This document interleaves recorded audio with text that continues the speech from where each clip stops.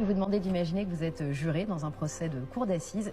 Et cet homme est jugé pour coups et blessures volontaires ayant entraîné la mort sans l'intention de la donner. Pour le contexte, il y a une altercation à la sortie d'une boîte de nuit. Pendant la bagarre, l'autre homme tombe, il se tape la tête violemment contre le mur et après plusieurs jours de coma, il décède. L'accusé reconnaît les faits. Quelle est la peine la plus méritée pour lui? 3 ans, 5 ans, 7 ans, 10 ans, 12 ans ou 15 ans. 5 ans. Il a une bonne tête, il n'a pas l'air d'être violent, c'est une erreur de jeunesse. 7 ans, puis il a le droit de continuer ses études s'il est étudiant, parce qu'il a une tête d'étudiant. Je vais mettre 5 ans. Je dirais 3 ans. 3 ans Mais en réalité, tous les participants ne sont pas confrontés au même accusé. Le crime reste exactement le même, mais est-ce que la peine de prison va varier en fonction du visage de l'homme qui leur est présenté? Je dirais la peine maximum. 15 ans.